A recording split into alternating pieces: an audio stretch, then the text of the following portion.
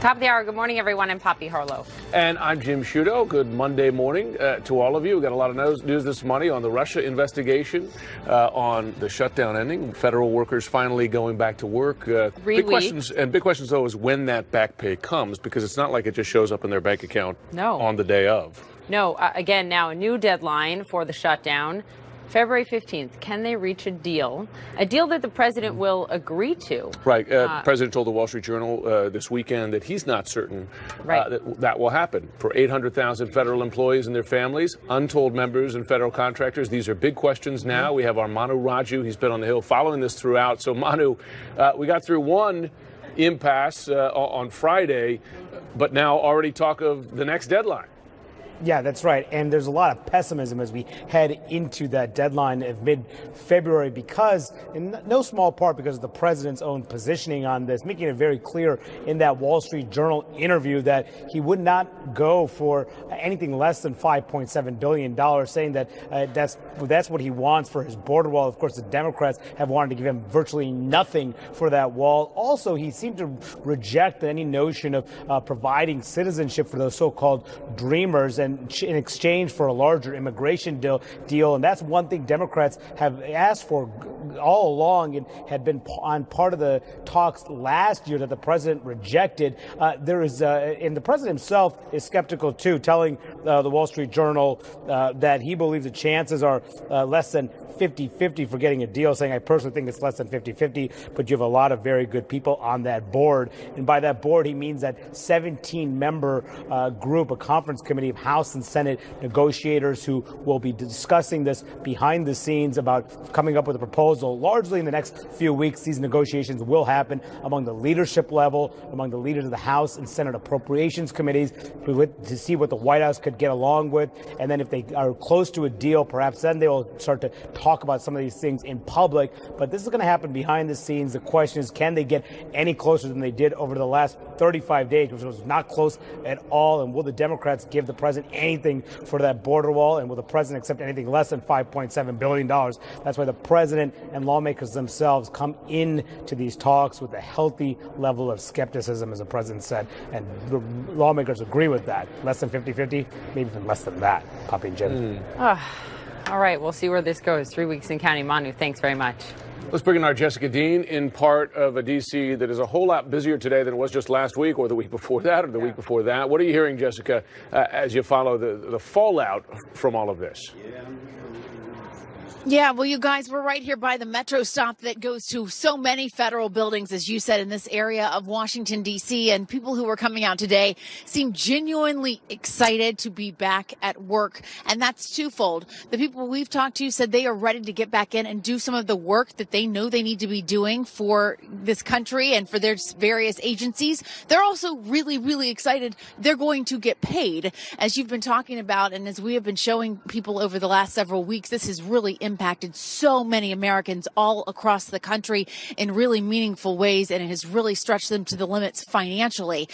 But here the scene is one of almost like a reunion of sorts. You see people kind of excited to see their coworkers. There are people here, volunteers, that have just shown up to hand out treats. They have their children with them that have signs saying welcome back. We talked to one woman who said she's ready to head back into the office, reboot that computer, and get back to work. It's exhilarating knowing that we'll get paid for in the future, and now we can get back to work and do the work that our mission is to do for the American public. Yeah. And she said, listen, the inbox is going to be really full.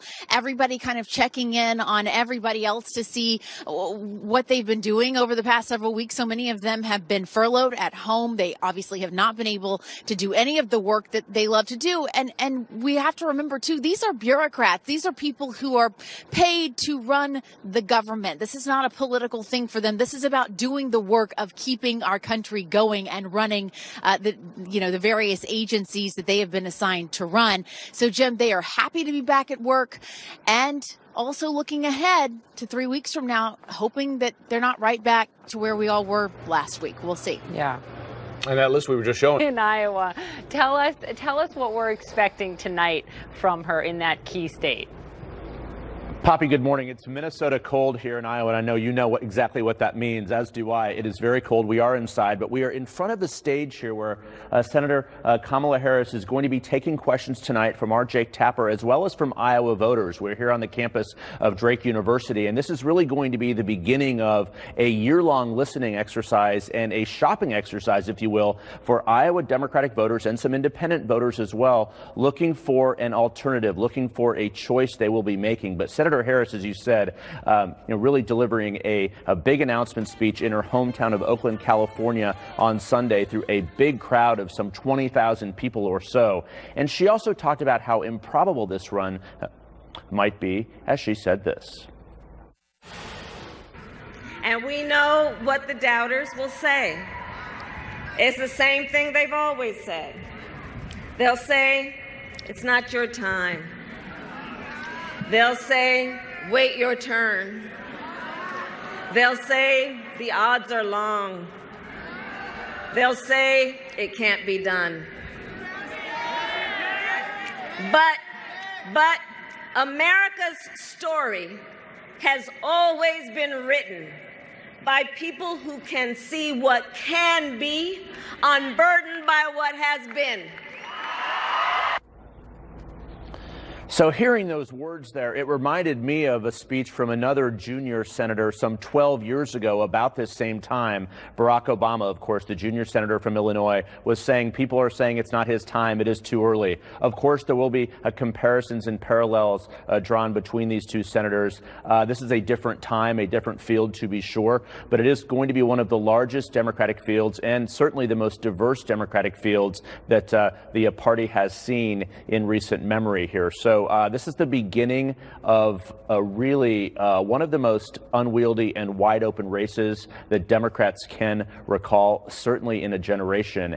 And it will begin here in a new phase tonight in Des Moines. Poppy?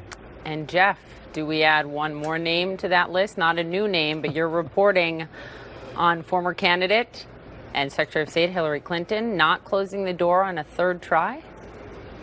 Poppy, we were hearing that over the weekend. I was talking to some confidants and friends of the Clintons, of Secretary Clinton, and they said particularly after the indictment on Friday of Roger Stone, she was telling some friends and confidants again that she is not closing the door to the possibility of running in 2020. She has been saying this repeatedly, and her argument would be, look, given all what we know now, she won the popular vote, of course. Should she have another try at this? Now, these confidants and friends warn that there is no campaign plan in waiting. Most believe she will not do this, but it is certainly significant that she has not closed the door to this. But Poppy, we should also say a lot of former and losing and failed presidential candidates don't always close the door perfectly tight on a run. So she's leaving it open. But a question would be, could she even win this Democratic primary? It would be certainly a challenge. So again, we're not expecting her to jump in, but she's leaving that door open, at least just a crack. Poppy? All right. Important reporting. Jeff Zeleny, bundle up and get outside. Enjoy it, my friend. Will do. Thank you very much. The CNN Town Hall with Senator Kamala Harris, moderated by our very own Jake Tapper. It's tonight, live from Des Moines, 10 p.m. Eastern, only right here. Joining us now, CNN senior political writer and analyst Harry Enten. So Harry, Hillary Clinton not closing the door to that. Just a simple question. In the numbers that you've seen, does she have the support potentially to win the nomination? Not really, no. I mean, look, things can change, but if you look at the polls that do include her, she's actually running third or fourth, and she has universal name recognition. There was a poll out in Iowa that we did about a month ago that showed that her unfavorable rating, it was actually higher than her favorable rating among Democrats. It was like that's 70. remarkable. It was really high for her, Kamala Harris. So she drew a big crowd yesterday for sure. And a lot of progressives like her stance on a number of issues. But doesn't she face a very steep hill and a tough road ahead on her record as a prosecutor? And I'm interested in how she is defending that to the progressive wing. Yeah, I mean, look, there is definitely, it started with the New York Times op-ed, I think it was a week or two ago, that said that her record as a prosecutor, whether it be in the San Francisco DA's office or going all the way up to Attorney General of California, wasn't quite progressive enough. She has obviously fought back against that, saying, hey, some of that wasn't my responsibility, and, you have to recognize that I had to make wheels and deals. I think that's going to be a real question for her, is whether or not, with the Democratic Party moving to the left, whether she, in fact, might be a little bit behind the times. I will point out that she has one of the most anti-Trump records of any senator. If you look at a website like VoteView.com, which essentially rates the senators on the left-right spectrum, she's very much on the left. So I think she's going to try and build a case for being progressive. One other thing that I'll point out is, of course, we should note that there is a difference between, say, the left, which is the Bernie Sanders wing of the party, and perhaps the progressives at like a website like Daily Kos, which are much more friendly to her candidacy. Let me ask you about Howard Schultz, a possibility of a third-party run here. And it was interesting to watch the reaction to that. Enormously negative reaction, particularly from Democrats, even from the Washington State Democratic Party. Of course, Howard Schultz's home state of Washington there. Democrats have bad memories. They'll blame Ralph Nader in 2000. They'll blame even Jill Stein a little bit in 2016. Is there data that shows that third-party candidates draw more from one party than another? Not really, no. I mean, obviously, Ralph Nader, I think, haunts the memories of Democrats more than anyone possibly could imagine. But if, you look back from 1980 when John Anderson ran, he basically took the vote equally from Carter and Reagan. You look back at 1992, Perot, if you believe the exit polls, he took equally between Clinton and Bush. I'm just not sure that there's a lot of evidence to suggest that Schultz will pull from either one of the parties disproportionately. One thing I will point out, though, is that Donald Trump's approval rating is so low that Democrats would be a favorite right now if the election were held today. And anything that could potentially enter the field and upset that, I think, worries them a lot. So, I mean, we know that his team is looking at polling data like the newest Gallup polling that says, look, 39% of Americans at this point see themselves as independent. That's more than see themselves as Republicans or Democrats. And they think, Axios is reporting, is that they could then bring Trump down to, quote, a statistical floor of 26, 27, 28%. But Schultz has been, until now, in his words, a lifelong Democrat. Does that change the calculation? I mean, it could. I'll point out, yes, it's true that a lot more people identify as independent than, say, either Democrat or Republican. But then you ask those independents which party they lean to, and then overwhelmingly you see they lean towards one party or the other. There are not a lot of true independents that are really out there. Could Schultz, in fact, take away from Democrats given his past history? Perhaps so. But remember, Donald Trump was also formerly a Democrat. True. And then he just basically won the Republican primary and won. So I'm very suspect of that. I will admit that I'm suspect of third-party bids, just generally speaking. But you know what? Throw your hat in the ring. We'll see what happens. And given where Trump is polling at this point, he also I understand he doesn't have to race in because he could self-fund this thing. So he doesn't need to announce now to be able to start raising money, right? You got some There time. have been promises to self-fund not fulfilled in the past. Just as a reminder. Thank you. Thank you. All right. After a record-breaking shutdown, the president is not taking another one off the table. What is next for talks? Can a deal be reached by February 15th? That's the deadline. We're going to ask a Democratic senator who said as recently as December, quote, we need strategically placed fencing. That's ahead. Also, we're on top of all of the latest in the political crisis in Venezuela. Now the U.S. is warning any threats against U.S. diplomats will be met with a significant response. And longtime Trump associate Roger Stone is set to be arraigned in a D.C. court tomorrow after he does not, over the weekend, rule out cooperating with the special counsel, Robert Mueller. All right, the government is back open. Good headline. But it's not forever. I mean, maybe it is. Let's be optimistic. The big question now, can lawmakers strike a deal to stop another shutdown in just 3 weeks? The president is expressing doubt. Joining me now is Democratic Senator Maggie Hassan of New Hampshire. She is a member of the Homeland Security and Finance Committees. Good morning to you. I'm glad you're joining us on a morning when you guys are fully up and running. Thanks for being here. Well, thanks for having me, Poppy. And yes, I think we are all very relieved that the government is back up and running. Incredibly grateful to the federal workers who were needlessly penalized here. We can't have another government shutdown, and I think it's incredibly important to make sure that the American people are never again used as pawns like this. So let's talk about the way to a deal, because after the temporary agreement was made, you said we can find a way forward. You also, Senator, told Bloomberg News just in December, quote, we need strategically placed fencing and other kinds of barriers in certain parts of our border. Does that mean that you would agree to and vote for a deal that does include funding for a border barrier? Well, you know, last Thursday we had a bipartisan discussion on the Senate floor about the importance of ending the shutdown, which there was bipartisan agreement was needless and harmful to the American people and our economy, and that we all pledged to work in good faith to find common ground on border security. And that's what I'm committed to doing. And I think that really starts with making sure we're listening to the experts on the front lines on this. And that may include strategic fencing in certain places. Yeah. No, I mean, that's significant. You know, that's an area where you differ from a number of your Democratic colleagues. So you would, if it includes other things like technology that you've talked about, agree to some amount of funding for a border barrier. How much? Well, so what I think is important over the next several weeks is that we listen to the people on the front lines. I was down on the border last May, and what the CBP told me was they needed more agents, we need more immigration judges, we need better technology, especially at our ports of entry, and in some places we need to improve fencing, repair fencing, or perhaps put in some new fencing. You know, what we need to be doing is focus on what the experts are telling us they need, and I think that there is a lot of common ground around that, and I'll continue to push people to look for common ground and come to compromise, because that's what we're supposed to do. Is $5.7 billion for a border barrier number you could get behind, should it come with permanent protection for Dreamers, which, by the way, the president really backed away from that in this Wall Street Journal article. But should he come to the table with a permanent protection for Dreamers, could you come to the table with $5.7 billion for a wall?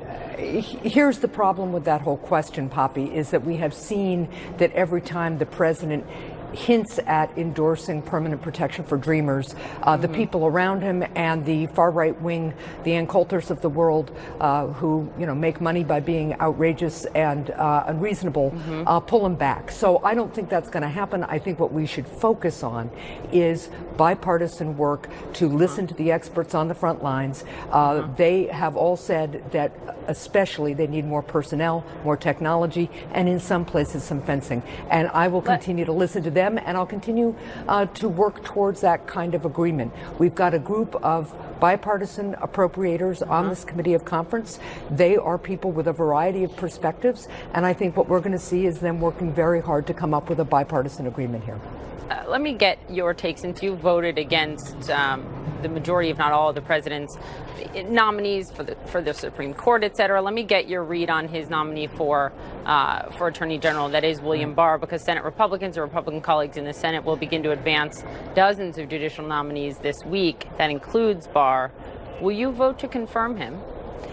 Look, I have continued to be concerned with Mr. Barr's very broad view of executive authority, especially given that we are still in the middle of the Mueller investigation. I think that investigation needs to be protected. I think Mr. Mueller needs to be able to follow the facts wherever they take him. And I think no one is above the rule of law, including the President of the United States. He said as much in his testimony. So I wonder if that's a yes or a no vote for you. What I think is, as I listened to his testimony, he really wasn't committing to allowing Mr. Mueller to follow the facts wherever they lead, and he has a very broad view of executive privilege, which makes me believe he is conflicted and compromised here, so I won't be supporting his nomination. You will not. Okay, we have 30 seconds left, so let's play a quick game of word association or yes, no here. Hillary Clinton 2020, are you supportive if she were to jump in? I want to make sure that all of our excellent candidates have a full hearing. I'm very excited by how many people we have, and in New Hampshire we're just focused on making sure the welcome mat is out. Howard Schultz, a lifelong Democrat, if he launches an independent bid for the presidency in 2020, would that be a good thing for America? I am very, very concerned about the impact of a potential spoiler here. Mr. Schultz is a lifelong Democrat. I would encourage him to get into the Democratic primary and test his ideas that way. He says, though, as you heard last night in the 60 Minutes interview, that some of the Democratic ideas that we're seeing from a number of Democrats right now, he says America can't afford, for example, Medicare for all. Well, so I think there are a lot of us who want to make sure that we are building middle-class opportunity all across the board for all Americans, creating jobs, workforce training, lowering health care costs, lowering the cost of child care. And if Mr. Schultz wants to be president, he could test his candidacy and his ideas in a vigorous debate in the Democratic primary. And there are plenty, there's a huge range of positions in the Democratic primary, and I think they should be tested in that way. Senator Maggie Hassan, we appreciate you joining us today. Good luck reaching a deal. Thank you. Yeah, Jim. not the warmest reception among Democrats to the Howard Schultz candidacy. It's kind of interesting.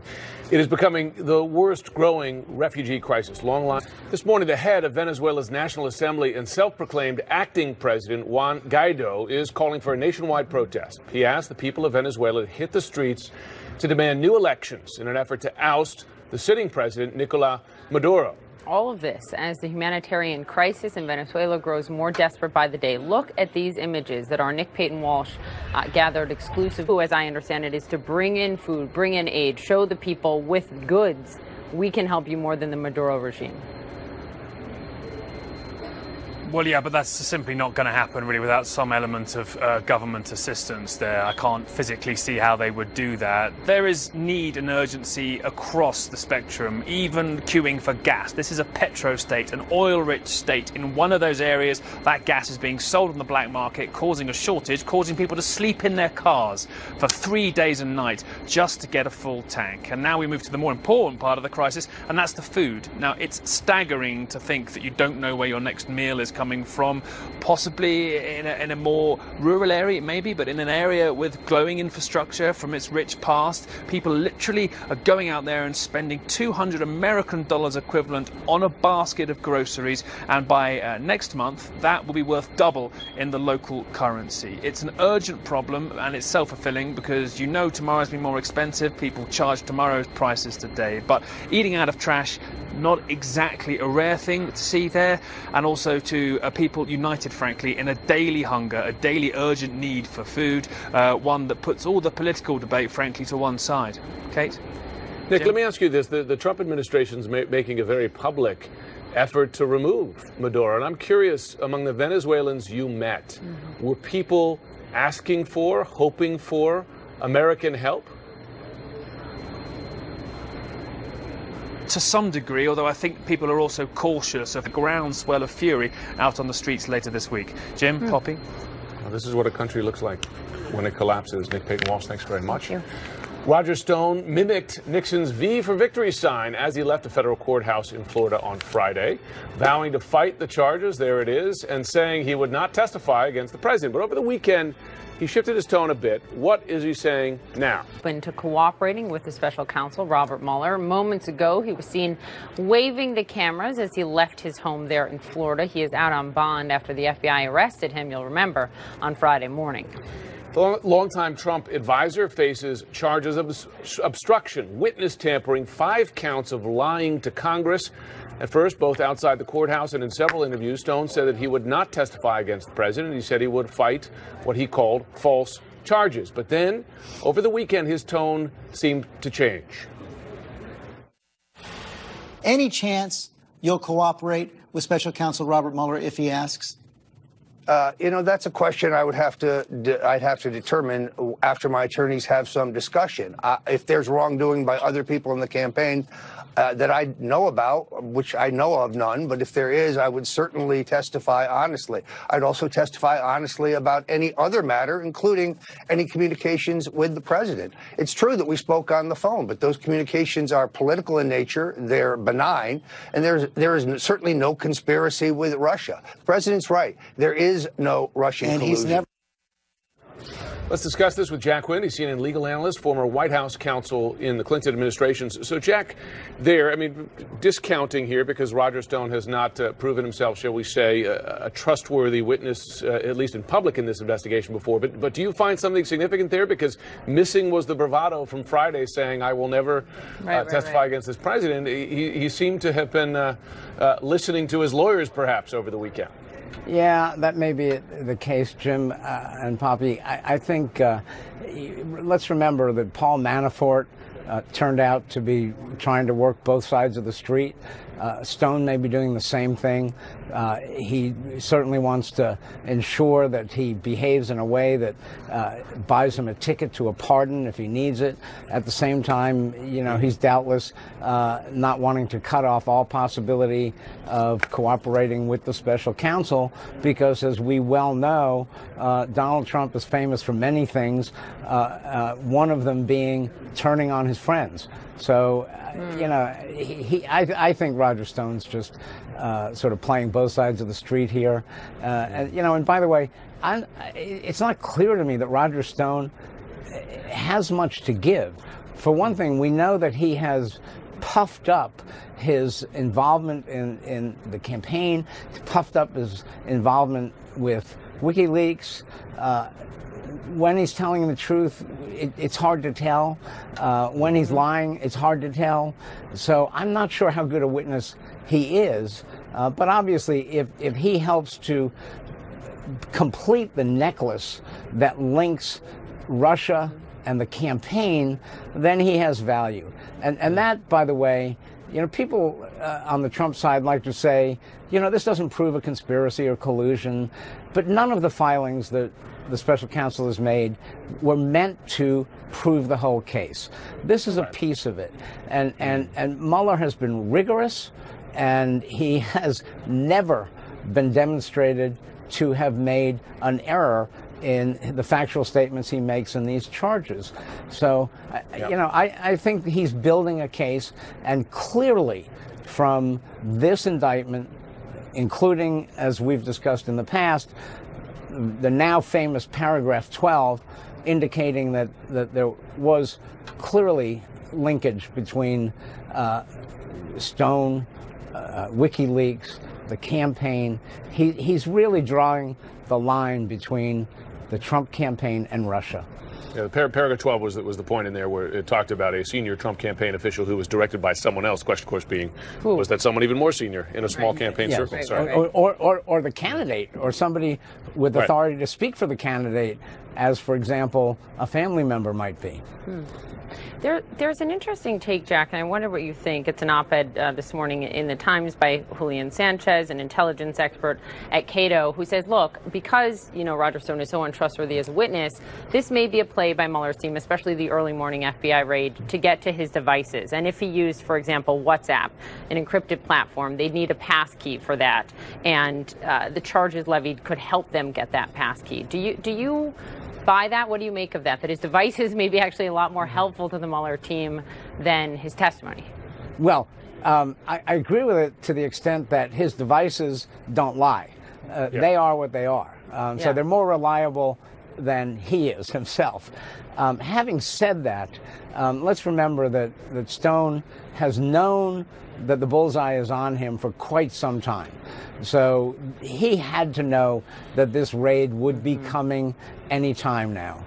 So there was ample time, I think, for him to destroy evidence. But remarkably enough, a lot of these guys just don't do the obvious smart thing. The devices are no doubt important. They're really key. They may have a lot of material, but he well may have, at the same time, destroyed incriminating evidence, or at least attempted to do so. A lot of these people, by the way, don't realize how adept our law enforcement community is at recovering things they try to destroy. Yeah. All right, Jack Quinn will be watching. We appreciate you being here. Thanks so much. Devices don't lie. Right, there's a quote of the morning for you. All right, so hundreds. But the major question is, for how long in the end? That's right. Just moments ago, CNN obtained a statement from the FAA continuing its pledge for safety. Let me read you part of it. Over the coming days and weeks, the agency will assess immediate post-shutdown needs, prioritize those needs, and deploy the appropriate resources to address them. With us now to discuss, once again, Trish Gilbert, Executive Vice President of the National Air Traffic Controllers Association. Thank you for joining us once again. And let me just begin on the safety issue, okay? Because you told us last week, Friday morning, you were concerned air traffic controllers at this point, given all the sick outs, et cetera, weren't fit for duty. The system was too strained, that it was dangerous. Is flying now as safe as it was pre-shutdown? Well, we have a lot of work to do to put the pieces all back together. We have to identify, what contractors were let go, as the agency indicated in their statement, prioritize getting back to normal. Hiring needs to start again. Training needs to start again. Our processes, our safety processes need to get fully deployed again. All of that needs to occur. What we can't have is this stop and start kind of scenario. We cannot live with another government shutdown in just a couple of weeks. So let me ask you how you felt after the relief on Friday to talk over the weekend. The president saying, listen, another shutdown's on the table. I wonder how worried you are that you face this crisis again in a couple of weeks' time. Well, I mean, this is a situation. We weren't crying wolf. We were saying, Uncle, enough is enough. We cannot have that again. But once we did open the government on Friday, you could feel the collective breathing of the workforce, because now they can at least, even though they haven't been paid yet, they at least know that they're going to be paid at some point in time. But what's scaring them now and still distracting them is there going to be another shutdown in just a short time? And we can't have them distracted and distressed like that. On that point, I mean, you speak to them, right? You represent so many of them in the union. What do they say? Do they share the president's concern? I think he said to the Wall Street Journal, less than 50-50 chance there's a deal here that he would agree to. Do they think there's going to be another shutdown in 3 weeks? They're preparing for it. They're preparing for it. And unfortunately, we are 30-year low of air traffic controllers in our system, with 20% of them eligible to retire, 40% in the New York area alone. I think you will see them go ahead and retire if it looks like we're going to go into another shutdown on February 15th. That's concerning. And you saw what, Please go ahead, finish. And you saw what happened on Friday with that was a handful of controllers absent in one of our facilities in Leesburg, Virginia. That wasn't a lot of absences. So you talk 40% New York and 20% nationwide that just won't stay around for this game again, being pawns. They won't. They'll leave. Yeah, I mean, folks want stability in their jobs. I imagine it was They deserve it, right? It was during our air on Friday as that was happening. That seemed to be the thing that ended the shutdown when those airports started to close. I want to ask you this because a lot of the concern during the weeks of the shutdown had been folks just can't pay their bills. But I understand that the back pay doesn't come immediately. So how quickly are your members getting the relief they need to pay the mortgage, to pay, just to have money to go to the grocery? How quickly does that come back? Well, we expect some infusion of funds to the workforce for the work that they've done, and certainly those that have been sent home and left at home when they wanted to come to work. That is coming, but at least now they know that it's not going to be months and years. They don't have to sell things, their homes. They can actually make plans to send their children to college. They can maybe plan that trip that they've since canceled, possibly because of the shutdown. It's just that uncertainty of when and how long can you survive with nothing coming in, with no revenue. So that relief is there. So, they are able to focus, but this uncertainty just a couple of weeks ahead of us is not good for the workforce. They need to focus on the job that they do. They need to be perfect 100% of the time to make sure the system is safe. Yeah, sounds like a short bit of relief, not the long-term relief they're looking for. Right. Well, Trish, it's